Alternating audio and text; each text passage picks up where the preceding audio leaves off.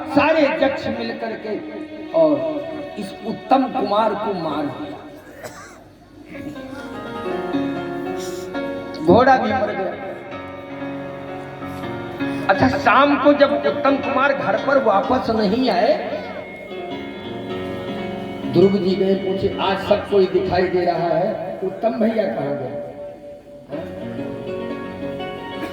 किसी ने बताया सुबह सुबह शिकार खेलने के लिए जंगल में गए थे महाराज, तब से नहीं देखा। अच्छा, उत्तम की मैया सुरुचि, उत्तम की मैया सुरुचि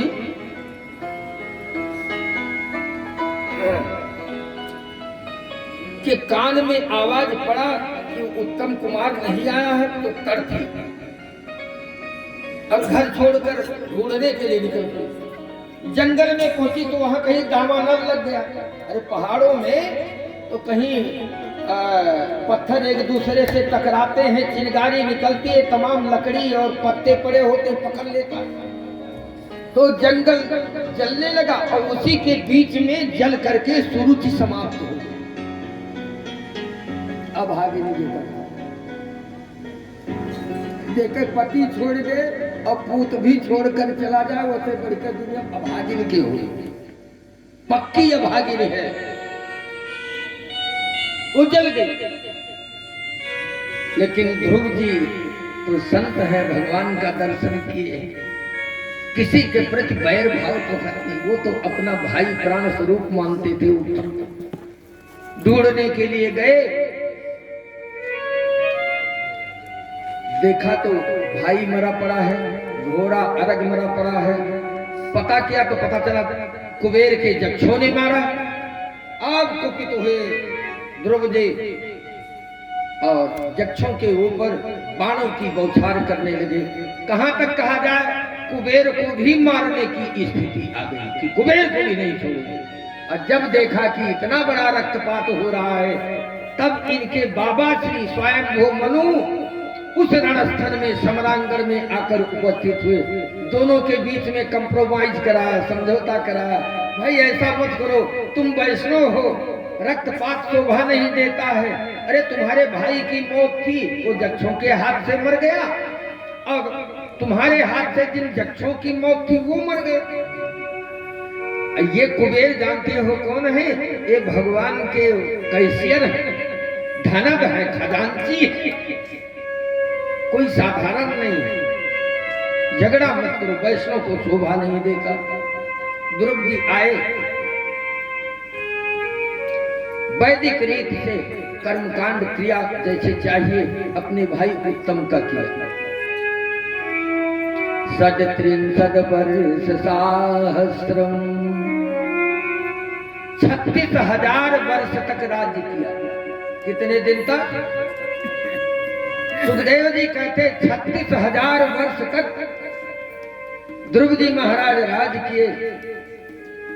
और उसके बाद अपने उत्कल नामक बेटे को राज सिंहासन पर बैठाकर उत्तराखंड में तप करने के लिए चले। हजारों वर्ष तक वहां तपस्या करते रहे, जमुना महारानी के किनारे। आज भी हम जब जमुनोत्री की यात्रा करते हैं तो वहां ध्रुव टीला वहां भी मिलता है। एक दिन भगवान के पार्षद विमान लेकर के आए और बेटा ध्रुव चलो, तुम्हें भगवान ने बुलाया है।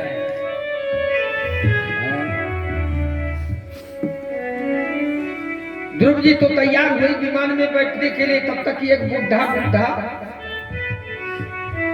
व्यक्ति पहुंच गया। बोले भैया ध्रुव। हाँ तुम कौन हो? कहा हम तो मृत्यु है। हाँ, और आज एक बार नहीं, जीवन में अनेकों बार हमने तुम्हारे ऊपर आक्रमण किया, लेकिन हमारी औकात नहीं थी कि हम तुमको छू सके। और आज तुम मृतलोक से भगवान के धाम की यात्रा करने जा रहे हो, लेकिन मृतलोक के नियम का तो कम से कम पालन कर लो। ध्रुव जी ने कहा कौन सा नियम? ध्रुव जी ने कहा कौन सा नियम? कहा नियम ये है कि यहां से सुई का नोक कोई साथ में लेकर नहीं जा सकता है, 3.5 हाथ की लाश लेकर भगवान के यहां जाओ, मृतलोक की मर्यादा टूट जाए। बोले तब तो मृत्यु हमें जब तक छुएगा नहीं तब तक हमारी मौत कहां होगी, शरीर कहां? उसने कहा महाराज यही तो सबसे बड़ी परेशानी है, हम आपको तो नहीं छू सकते लेकिन आप छू सकते। आप जैसे भगवत दासानुदास का चरण यदि मेरे सिर में लग जाए तो हम भी कृतार्थ हो जाएंगे। मेरे ऊपर कृपा करो ध्रुव, ऐसी करनी करो कि मृत्यु भी तुम्हारे सामने हाथ जोड़कर खड़ा हो जाए। ध्रुव जी महाराज ने कहा बाबा क्या करें? बोला मेरे सिर में लगा दो, अपना चरण मेरे सिर में लगा दो। अच्छा आगे तो आगे है, हाथ लगेबो तो जल जाबो, मूड लगेबो तो जल जाबो, गोड़ लगेबो तो जौने कुछ लगेबो। मृत्यु तो मृत्यु है, मूडे पांव धरी तो गोड़े पांव धरी तो हाथ लगाई तो तुम्हें तो मरना ही है। तुम मृत्यु मूर्ध्निपदम दत्वा, मृत्यु मूर्ध्निपदम दत्वा आरुरोहाद्भुतम गृहम। मृत्यु के सिर पर अपना पांव रखे जैसे ध्रुव जी महाराज वो शरीर जलकर भस्मसात हुई। दिव्य रूप धरो जाता तुलसी नाम मंडिता, पीतवासा घनश्यामो मुकुटी कुंडलान्विता। दिव्य शरीर प्राप्त हुए, 4 हाथ पीतांबरी धारण किए, सारे आभूषणों से युक्त और विमान में जा बैठा ध्रुव। भगवान के पार कर लेकर चलने लगे भगवान के भगवान के धाम को। लेकिन ध्रुव जी ने रोक दिया। सुनो, हाँ महाराज क्या बात है? ऐसी भगवान की भक्ति करो कि भगवान के पारखक भी तुम्हारे सामने हाथ जोड़कर खड़े हो जाए, महाराज महाराज करो। क्या बात है? बोले मैं वैकुंठ नहीं जाऊंगा। क्यों? क्या बात है? बात ये है कि जिस मैया की कृपा से आज तुम मुझे विमान लेकर लेने आए हो, वो मेरी मैया तो वहीं पड़ी है, मैं नहीं जाऊंगा।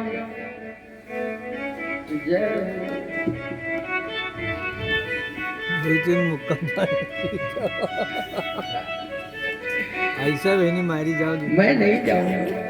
तब भगवान के पार्षदों ने कहा सुनो ध्रुव जी, पुरो याने न गच्छति, सामने देखो जो विमान जा रहा है उसी पर तेरी मैया जा रही है।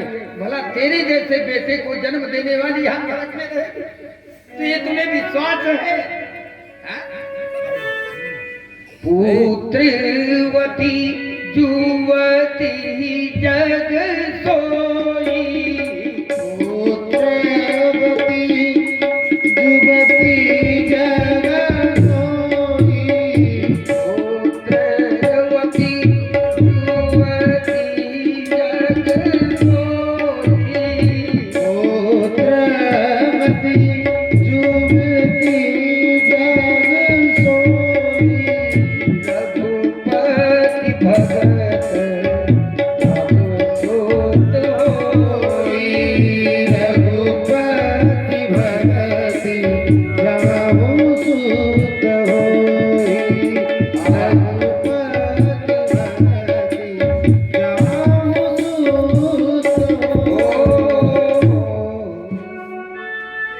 वो माता धन्य है जिसके गर्भ से भगवान का दास जन्म लेने आए।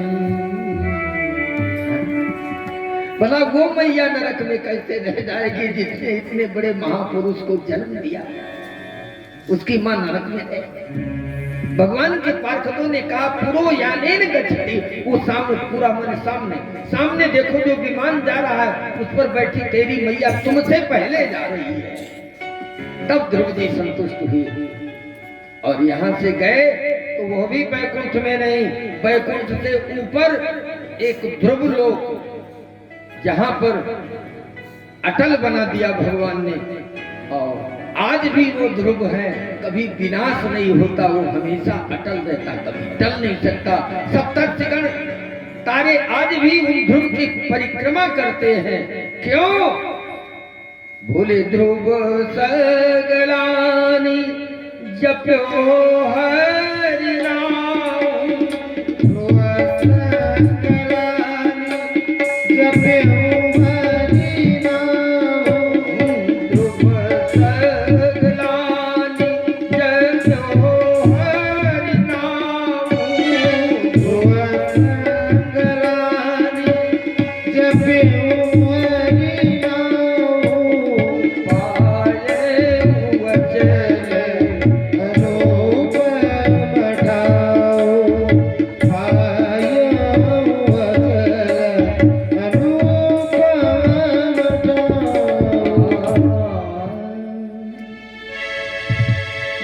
कोई प्रसन्नता पूर्वक नहीं गए थे भजन करने के लिए, गलान से गए। महतारी सौतेली फटकार कर दी, गलानी आएगी। और गलानी नहीं, जो अपने मन से स्वयं भगवान का भजन करेगा भला भगवान का प्यारा क्यों नहीं बनेगा? सुखदेव जी महाराज ने कहा, हे राजन परीक्षित, आपने जो प्रश्न किया था मन के संतानों के बारे में, तो आज तो यहाँ आपने श्रवण करी। वैसे भगवान की कथा अनंत है, हरि अनंत, हरि कथा अनंता, कहां सुने बहुविधि श्रुति संता, लेकिन जथामति गावा, जितनी बुद्धि भगवान ने दिया वो आप लोगों के प्रति समर्पित हो रहा है भगवान के चरणों में।